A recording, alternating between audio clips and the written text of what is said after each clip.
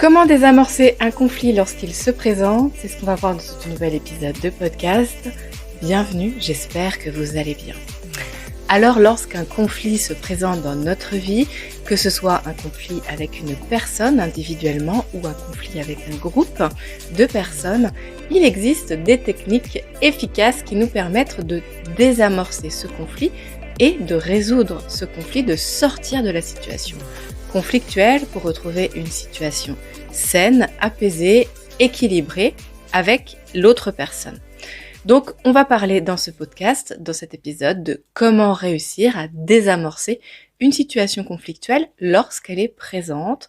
Donc, on a déjà une situation conflictuelle qui est en cours. La première chose, c'est que il va être important de justement identifier les signaux précurseurs d'un conflit, c'est-à-dire les signaux faibles qui me font prendre conscience que je suis en train de rentrer dans un conflit ou que je suis déjà dans une situation conflictuelle avec quelqu'un.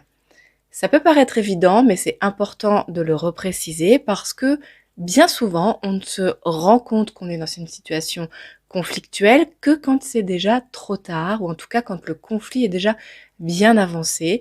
Or, plus on va désamorcer le conflit tôt, dans l'apparition de la mésentente, plus ce sera facile de résoudre ce conflit et moins il y aura de charge émotionnelle liée à ce désaccord. Donc c'est vraiment important d'être capable de résoudre une situation conflictuelle assez rapidement lorsqu'elle se présente.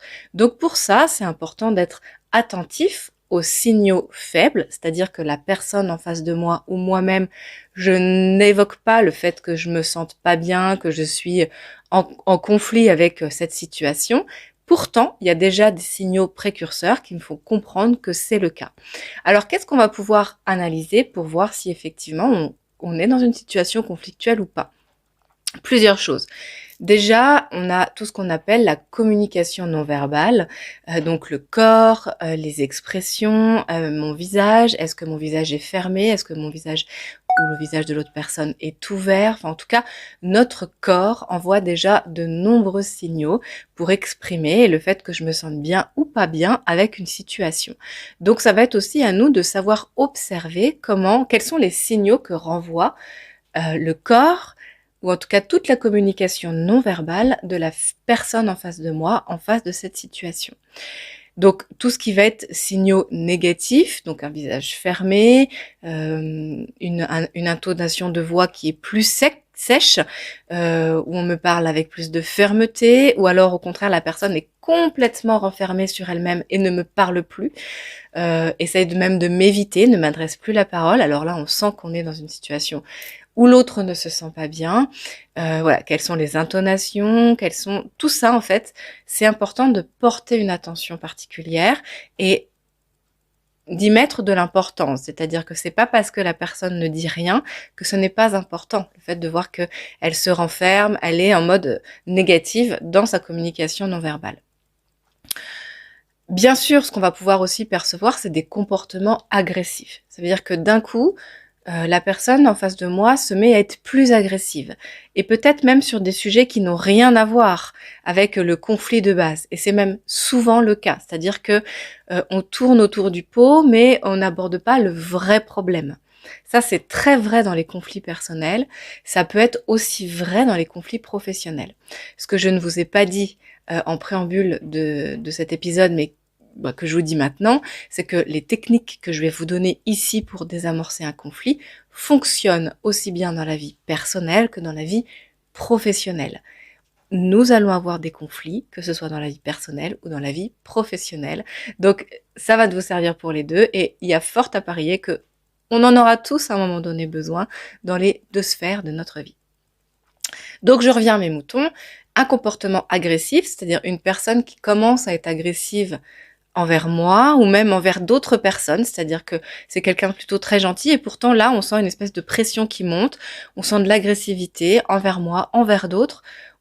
Ça sous-entend forcément que la personne, il y a quelque chose qui l'a irritée et qu'elle ne se sent pas bien. Donc ça va être intéressant d'aller chercher qu'est-ce qui se passe et où est la source du conflit, d'accord?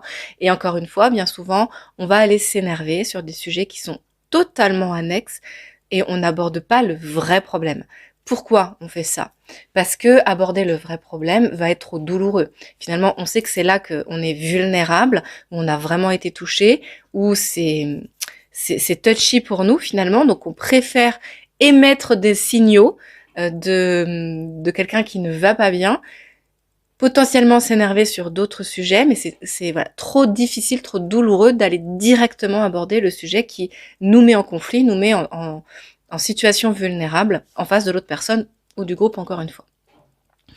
Donc voilà, des comportements agressifs ou en tout cas une tension palpable. Donc on a tous une intuition, donc on est tous capables de ressentir, on est connecté, énergétiquement il se passe plein de choses, donc on est capable de ressentir quand quelqu'un ne se sent pas bien, quand il y a quelque chose qui n'est pas dit et qui est en train d'envenimer une situation.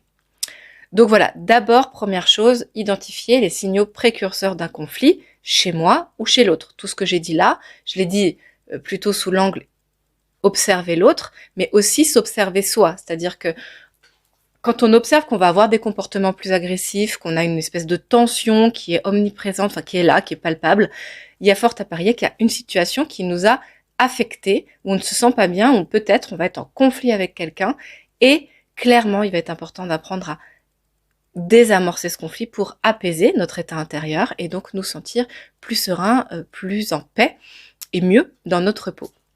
La deuxième chose à faire ensuite, ça va être de prendre du recul émotionnellement sur la situation conflictuelle qu'on est en train de vivre. Donc prendre du recul émotionnellement, ça veut dire quoi? Ça veut dire être capable de observer la situation en mode observateur sans y mettre d'intensité émotionnelle. Donc j'oublie le fait que je suis en colère, que je suis déçue, que je suis triste, etc. Et simplement, j'observe la situation et justement, j'essaie de comprendre, d'analyser ce qui va se passer en moi, quelles sont les émotions que je ressens, comment je vis vraiment la chose, je prends du recul pour mieux comprendre. Et vous allez voir que dans l'étape d'après, on va aussi faire la même chose, on va aider l'autre à faire la même chose s'il n'a pas pris l'initiative de le faire lui-même. Donc, deuxième chose, je prends du recul émotionnellement. Donc, c'est sûr que c'est plus facile à dire qu'à faire. C'est pas forcément simple de se couper de son ressenti intense pour essayer de revenir à de l'observation neutre et de voir ce que ça impacte finalement pour moi. Mais ça va nous permettre de mettre derrière des mots beaucoup plus précis sur comment je me sens. Voilà, qu'est-ce que ça a eu comme impact sur moi, etc. Donc c'est important d'être capable de prendre le temps et de faire cet effort de ne plus réagir émotionnellement, mais au contraire, voilà, essayer de s'observer sur ce que je ressens. D'ailleurs, ça me fait penser que j'ai déjà fait un épisode de podcast là-dessus, sur comment ne pas réagir émotionnellement à une situation. Donc, ça peut être intéressant que vous alliez écouter cet épisode pour voilà, faire le pont avec ce que je suis en train de dire tout de suite.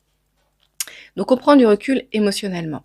Ensuite, la troisième chose, ça va être de se poser avec la personne et de s'exprimer et de s'écouter activement. Et ça, c'est un exercice difficile. On est très peu de personnes, on va dire, à être capables, assez courageux, pour se poser autour d'une table avec une personne avec qui on est en conflit, et de dire ok, on va se poser et on va discuter. Et je vais te dire exactement ce que j'ai en tête. Ça aussi, ça peut paraître évident, voilà, c'est logique, assez logique en fait, mais c'est pas parce que c'est évident que c'est facile à mettre en place. Et beaucoup comment dire, repoussent ce moment et donc ne s'engage pas dans cette discussion qui pourtant sera la seule manière de vraiment désamorcer un conflit. Donc, écouter activement l'autre, donc se poser autour d'une table et chacun va s'exprimer. Donc, c'est-à-dire que moi, je vais aller exprimer mes besoins, mais d'abord, je vais demander à l'autre d'exprimer ses besoins, son ressenti, la manière dont lui-même il vit la situation. Donc, je vais poser la question à l'autre personne. Comment tu vis cette situation? Est-ce que tu as quelque chose à me dire par rapport à ça? Quels seraient tes besoins par rapport à cet événement? Et on va laisser l'autre parler sans l'interrompre. Ça aussi, c'est très important. je laisse l'autre parler sans l'interrompre. Donc même si je ne suis pas du tout d'accord, je vais ronger mon frein, pourquoi pas écrire ce qu'il dit pour être capable d'y revenir un petit peu plus tard, mais je le laisse exprimer sans interruption, c'est-à-dire que je suis vraiment en train de l'écouter. Et ensuite, même si l'autre ne m'invite pas à le faire, je vais lui dire, maintenant que je t'ai écouté, si tu le permets, moi aussi je vais exprimer comment j'ai vécu la situation, comment je ressens cette situation, ce conflit, etc. Et je vais aussi exprimer mes ressentis.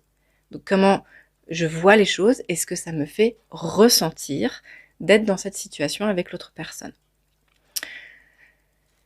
Cette étape-là, elle va permettre d'un petit peu soulager, c'est-à-dire qu'on va vider le ballon de baudruche, on va se dire les choses une bonne fois pour toutes. Et souvent, on a peur de dire parce qu'on se dit ça va être encore pire en fait. Quand je vais dire les choses, j'ai pas envie de blesser l'autre ou il va pas me comprendre, de toute façon il va faire aucun effort, etc., etc.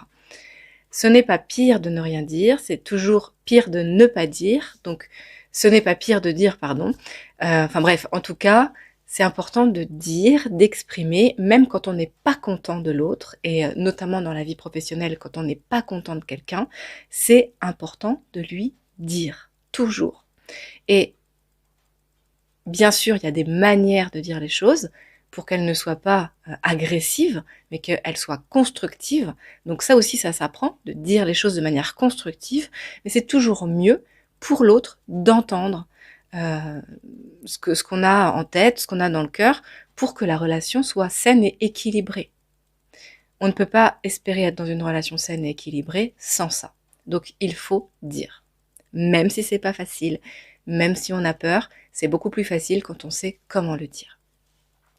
Et enfin, l'étape d'après, ça va être de trouver un terrain d'entente. Donc, j'ai exprimé mes besoins, l'autre a exprimé les siens, ou mon point de vue et son point de vue. Nous ne sommes pas d'accord sur le point de vue. On a le droit de ne pas être d'accord sur le point de vue et on peut avoir tous les deux raison. J'ai raison sous mon angle de vue, tu as raison sous ton angle de vue. On peut tous avoir raison sur des angles de vue très différents. Simplement, on ne prend pas le prisme de la même manière, ou les intérêts ne sont pas au même endroit. Tes intérêts ne sont pas les mêmes que mes intérêts, donc de ton point de vue, tu as raison, de mon point de vue, j'ai raison. Maintenant, l'idée, ça va être de réussir à trouver un compromis, un terrain d'entente. C'est-à-dire que je vais faire un pas vers toi, tu vas faire un pas vers moi. Et alors, je suis vraiment une adepte du compromis, c'est-à-dire que c'est important pour avoir des relations saines avec les autres, d'être capable de faire des compromis, sans nier ou sans rejeter nos besoins primaires, donc en satisfaisant nos besoins primaires, par exemple en étant toujours dans le respect de soi. Moi, je suis prêt à faire des compromis tant que je me sens respectée. Si je me sens plus respectée, là c'est la limite en fait, ça va trop loin. Mais tant que c'est dans le respect de nos besoins primaires et de nos valeurs profondes, c'est important de savoir faire des compromis pour réussir à avoir des relations durables qui tiennent dans le temps et être capable de désamorcer les conflits. Donc même si nos points de vue sont très différents, apprenons à faire des compromis. Et si c'est trop difficile, le dernier conseil que je peux vous donner, ça va être effectivement d'utiliser la médiation, si c'est vraiment nécessaire, parce que ça permettra d'avoir un tiers, donc une tierce personne, qui va être présente dans les échanges et qui va pouvoir, elle, revenir à l'étape 2 dont je vous parlais tout à l'heure, prendre du recul émotionnellement. Le grand avantage de la médiation, c'est que la personne qui est là pour essayer de créer du lien entre les deux parties, on va dire, qui sont en conflit, c'est qu'elle n'est pas impliquée émotionnellement. Donc elle est capable de prendre du recul et de voir les choses de manière plus objective. C'est moins intense en fait, c'est moins chargé en émotions. Et donc c'est plus simple de faire redescendre la pression et de voir les choses de manière plus posée pour sortir d'impasse quand c'est trop émotionnel, trop émotif. Moi je campe sur mes positions, toi tu campes sur tes positions et on n'arrive plus à sortir de cette impasse. Donc la médiation, elle va servir à ça. Donc quand on se rend compte qu'on ne réussit pas à prendre du recul émotionnellement ou que alors on ne réussit pas à s'écouter. En fait, quand on n'arrive pas à faire les 3 étapes de juste au-dessus, donc prendre du recul émotionnellement, écouter, s'écouter activement et trouver un terrain d'entente, alors on va faire appel à la médiation pour nous aider à sortir du conflit. peut-être que la seule issue au conflit qui est en train d'animer notre relation sera la fin de la relation. Peut-être. Il y a plein d'autres manières de sortir d'un conflit avant d'être sur la fin de la relation, mais ce sera peut-être le seul moyen de désamorcer le conflit. La fin d'une relation est aussi une manière de désamorcer un conflit. Encore faut-il que on fasse ça proprement et que là aussi tout le monde puisse se sentir à l'aise avec la manière dont la relation va prendre fin. Voilà les amis, ce que je voulais partager avec vous aujourd'hui sur comment désamorcer un conflit. N'hésitez pas à liker, mettre 5 étoiles, mettre des pouces, enfin voilà, envoyez beaucoup d'amour sur cette vidéo si elle vous a plu, si elle vous a servi. Moi, ça m'aide énormément, donc merci d'avance pour ça. Et puis abonnez-vous si vous souhaitez recevoir mes conseils régulièrement. Je poste ici 1 fois par semaine. Et puis n'hésitez pas à m'écrire aussi un petit mot si vous voulez aller plus loin sur ce sujet ou sur un autre. Je serai ravie de pouvoir échanger avec vous. Je vous souhaite une très belle fin de journée. Prenez soin de vous. Ciao, ciao.